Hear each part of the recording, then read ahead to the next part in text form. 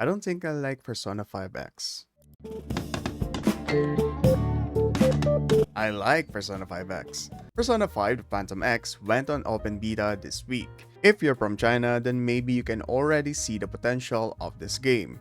And while this game is rumored to be released worldwide, there are still so many unknowns about V5X. Because of that, fans can help but wonder what this game will actually be about.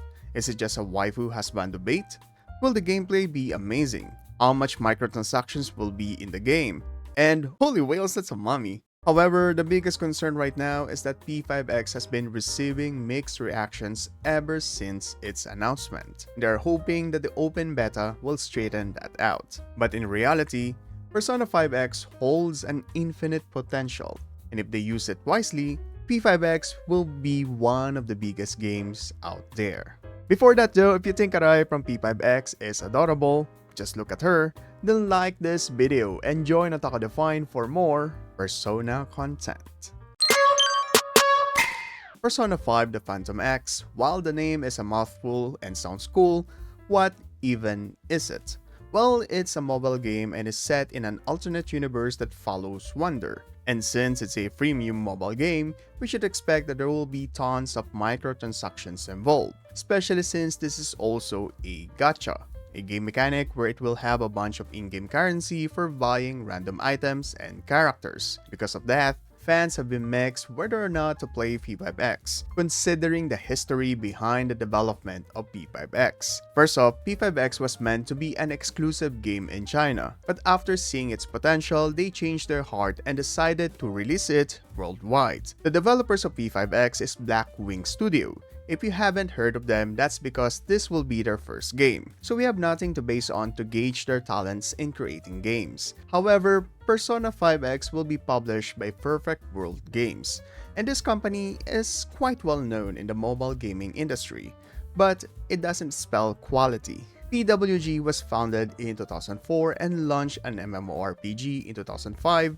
aptly named Perfect World, which received a not-so-perfect reviews from both critics and users, except for IGN. Since then, PWG went on and created a bunch of games with middling recognition. But in 2017, the company made a GaaS, or Games as a Service, the gaming equivalent of NFTs and Poor Financial Decision. PWG then released their most successful game in collaboration with Square Enix, who also love NFTs and Poor Financial Decisions, called Final Fantasy Type 0 Online. But that name was too long, so they changed it to Final Fantasy Awakening. On its release in China alone, FF Awakening was downloaded 500,000 times and became the 5th best-selling mobile game in China at that time. It got even recognized by Google and was awarded the Best of 2017. The only negative thing about the game is the microtransactions, which is again understandable considering this is a gas game. And with Final Fantasy Awakening, PWG knew they were finally in the right position in the gaming industry and focused on making gas and mobile games. Then in 2021, PWG released their most ambitious game, which has been hyped as the Genshin Impact killer by the fans, Tower of Fantasy. While it didn't impact Genshin at all, the game still lives up to the desire of the company, as it hit 10 million downloads in less than a month after its worldwide release. With the success of Final Fantasy Awakening and Tower of Fantasy, Perfect World Games did not pull the brakes and acquired the rights to make a Persona 5 spin-off. While the development team and publisher do both have ups and downs, it seems they are well renowned in the matters of making mobile games and making bank. So, should we expect something big for Persona 5X? Well, its true potential lies in a specific game lore mechanic, and that's where the protagonist of P5X comes to play. Wonder, similar to Joker, wears a two-faced life, one as a regular high school student and the other as a phantom thief in the metaverse. Although P5X setting is similar to the main game and they even have their own team of phantom thieves, kind of best girl, there's one aspect that makes this game full of infinite possibilities. What separates Persona 5X from the main game is Wonder's special ability called Cognitive Manifestation. Throughout the story of V5X, Wander will meet a bunch of NPCs who doesn't have the ability to summon a persona of their own. But these characters will be playable in the metaverse with their own T forms and can join Wander in battle. These characters can exist in the metaverse because they are the cognitive manifestations, as taught by Wander and created by Merope Best Girl. Put simply, these characters don't actually join Wander as they don't possess any supernatural abilities like a persona user, but their strong desires reflected on Wander and impacted his cognition. Thus, he's able to manifest their version of desire in the metaverse. For example, we have Kayo here, who is Wander's neighbor and a full-time housewife. Throughout their confidant or social link, Wander learns that Kayo had a dream of becoming a fashion designer. The dream is then manifested in Wander's thoughts, and we see a cognitive version of Kayo in the metaverse, which does look like a fashion designer based on the looks and goes by the codename Okyan, also Kayo Best Girl. Because of this, we have a bunch of characters who are not in Wander's main core team but can have a cognitive version of their own and summon a persona. Honestly, they all look good, and reading their backstory seems to be a clear reflection on the social links or confidant characters that we have on the main series. Even Seiji here gives up a massive MC aura, and Kotone is a surefire favorite amongst the players, much like the cooler Kotone.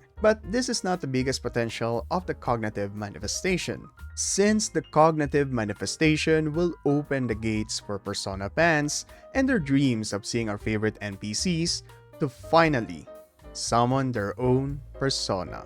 Just imagine having Wander meet Hifumi and she talks about her desire of becoming a true master of shogi. Hifumi fans will explode as they see her with a persona in a phantom thief form. Then the Mishima believers finally getting his chance to shine as a phantom thief.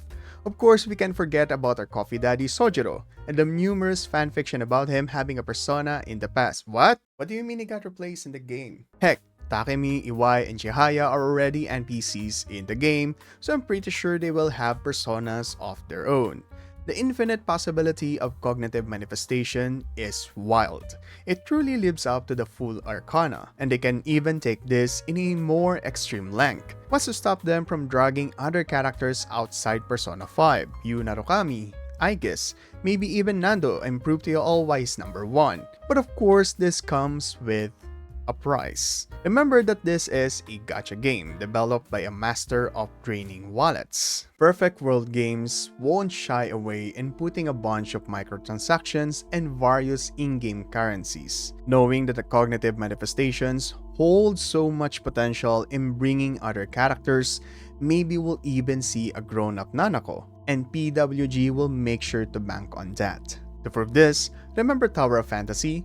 While the game did not kill Genshin Impact, in 2022 it made a revenue worth around $435 million. Well, of course, the game is significantly slower right now. This just adds as to how they will treat Persona 5X as their biggest golden goose. Persona 5 The Phantom X will earn so much money.